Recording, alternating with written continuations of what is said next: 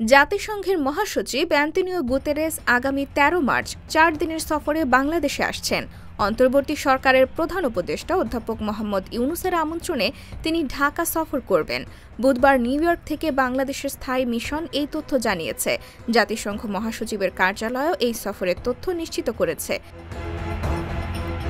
জাতিসংঘ মহাসচিবের কার্যালয় জানিয়েছে, গুতেরেস আগামী ১৩ থেকে ১৬ মার্চ বাংলাদেশ সফর করবেন। গত ৭ ফেব্রুয়ারি নিউ ইয়র্কে জাতিসংঘ মহাসচিবের সঙ্গে সাক্ষাৎ করেন প্রধান উপদেষ্টার রোহিঙ্গা ইস্যু ও অগ্রাধিকারপ্রাপ্ত বিষয়াবলী সংক্রান্ত বিশেষ প্রতিনিধি খলিলুর রহমান।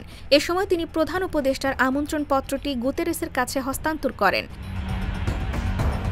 এর আগে ২০১৮ সালের জুলাই মাসে বাংলাদেশ সফরে এসেছিলেন।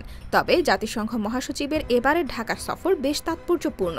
আগস্টে ড. ইউনূসের সরকার ক্ষমতা গ্রহণের পর মালয়েশিয়ার প্রধানমন্ত্রী আনোয়ার ইব্রাহিম ছাড়া তেমন কোনো বিশ্বনেতা ঢাকায় আসেননি। সেদিক থেকে জাতিসংঘ মহাসচিবের এই আগমন সরকারের প্রতি পশ্চিমাদের অব্যাহত সমর্থনের ইঙ্গিত।